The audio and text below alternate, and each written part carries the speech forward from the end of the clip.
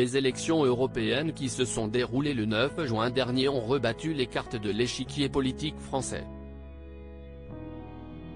En effet, à la surprise générale, le président Emmanuel Macron a annoncé la dissolution de l'Assemblée nationale, après avoir pris acte de la victoire du Rassemblement national qui a rassemblé la majorité des suffrages, 32,4%. Peu après les élections législatives, le chef de l'État a été exhorté par certains responsables du nouveau Front populaire, de choisir un nouveau Premier ministre. Pressenti pour devenir chef du gouvernement, Huguette Belliot, présidente de Région de la Réunion, dont la candidature a été soutenue par le Parti communiste et la France insoumise, a fait une annonce inattendue concernant ce poste. Elle a en effet déclaré qu'elle déclinait l'offre, a rapporté BFM TV. La femme politique de 73 ans a adressé un communiqué de presse aux médias afin de préciser sa position.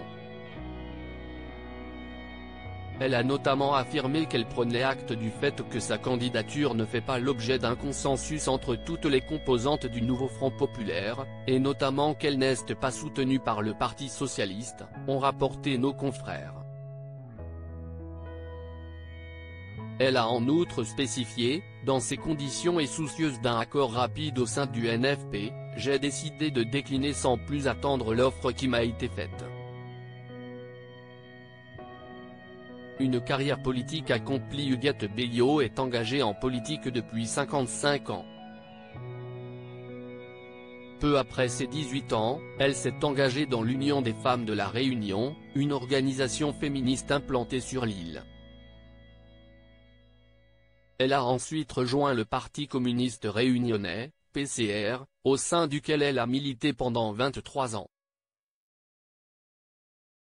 Après avoir été élue députée en 1997, elle a remporté les élections municipales de 2008. Elle est ainsi devenue maire de Saint-Paul, comme nous vous le rappelions dans un précédent article. Huguette Belliot exerce également la fonction de présidente de Région de la Réunion depuis 2021. Article écrit en collaboration avec 6 médias Crédit Photo, Valérie Corsipa.